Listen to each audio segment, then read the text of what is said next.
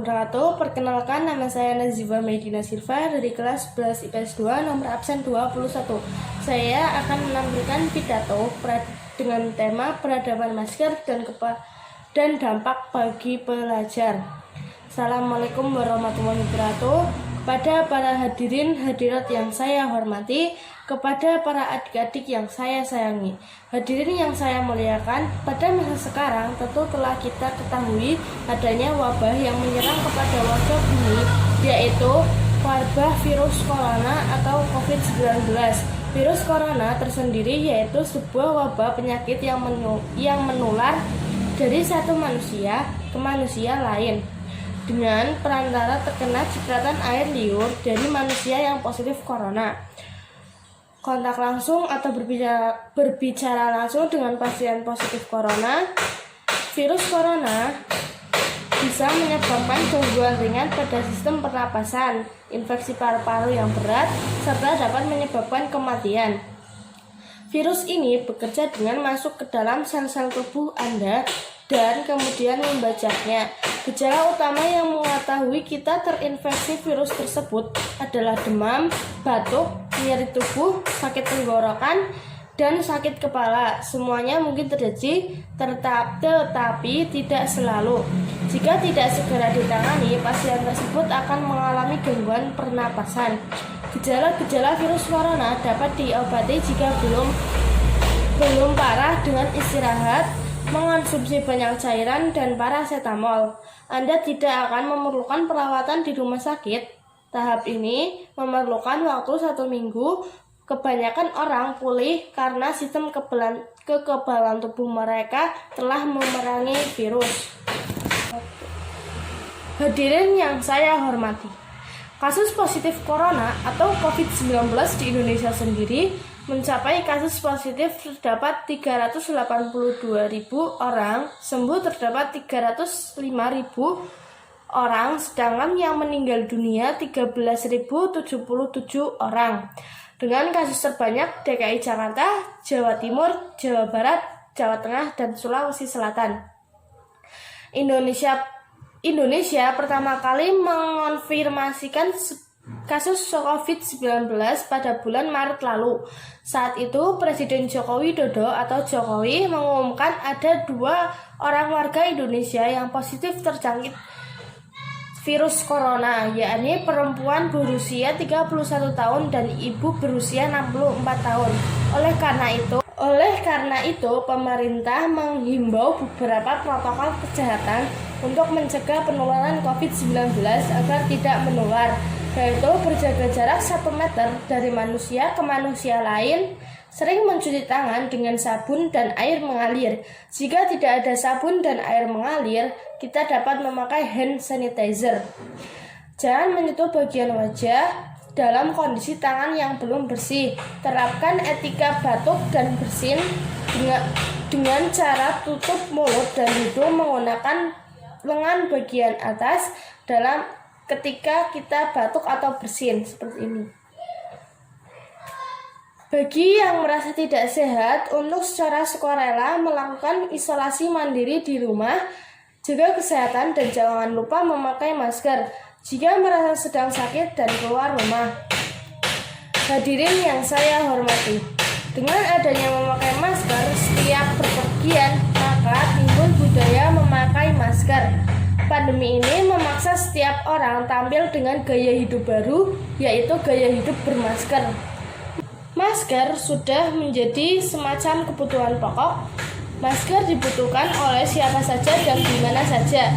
Masker tidak hanya digunakan oleh mereka yang melakukan aktivitas outdoor, tapi juga digunakan oleh mereka yang melakukan aktivitas indoor. Di kantor, di tempat kerja, di tempat belanja, di jalan, dan dimanapun melakukan aktivitas. Sekarang semua orang wajib menggunakan masker itu dengan kesadaran sendiri atau terpaksa. Karena adanya aturan yang mengharuskan orang menggunakan masker, pandemi COVID-19 memang telah mengubah banyak hal dari kehidupan normal manusia. Mulai dari kebiasaan melakukan komunikasi, kebiasaan berinteraksi, kebiasaan dalam memelihara kesehatan termasuk dalam kebiasaan menggunakan masker. Pandemi corona telah mengubah kehidupan normal menjadi tidak normal dan mengubah kehidupan yang tidak normal menjadi normal. Hal ini akan terus terjadi dengan berlangsungnya selama pandemi COVID-19 yang belum berakhir. Di kehidupan normal yang baru, mari kita budayakan memakai masker sebagai norma kehidupan yang harus kita lakukan saat ini. Ketika menjalani aktivitas di luar rumah, jadikan masker sebagai bagian tak terpisahkan dari kehidupan masyarakat di masa pandemi virus corona. Entah saat bekerja, pasar, ataupun tempat ibadah, masker wajib dikenakan untuk melindungi diri dari percikan air liur yang merupakan penyebab utama penularan COVID-19.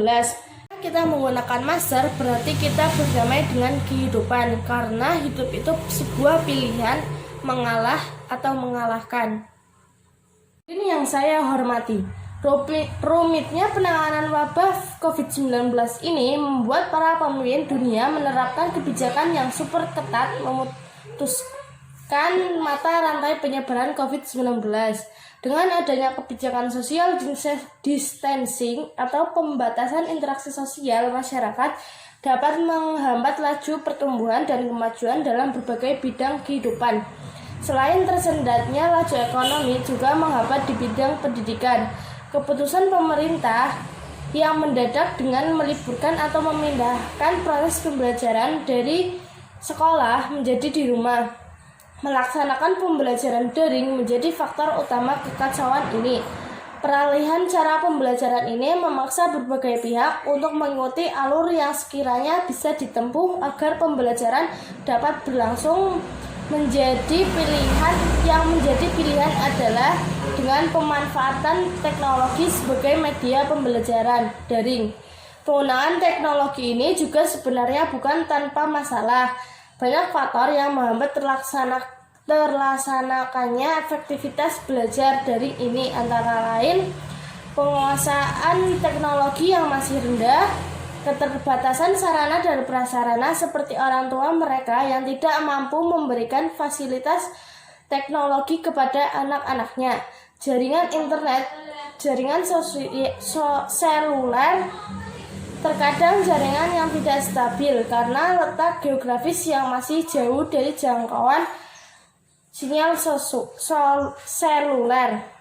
Biaya kuota yang dibeli untuk kebutuhan internet menjadi melonjak, dan banyak di antara guru juga orang tua siswa yang tidak siap untuk menambah anggaran dalam menyediakan jaringan internet. Dengan adanya faktor-faktor tersebut, saya tetap berusaha agar mengikuti pembelajaran daring tersebut. Hal yang terpenting dari apa yang saya sampaikan di atas adalah tetap mengikuti aturan protokol-protokol kesehatan yang ditetapkan oleh pemerintah dan tetap berada di rumah. Dan tetap semangat untuk mengikuti pembelajaran daring online. Segala bentuk perhatian para hadirin sekalian dalam mendengarkan sambutan saya merupakan sebuah penghargaan dan saya ucapkan terima kasih. Mungkin saya rasa cukup apa yang saya sampaikan, kurang lebihnya mohon maaf. Billahi taufik wal hidayah. Wassalamualaikum warahmatullahi wabarakatuh.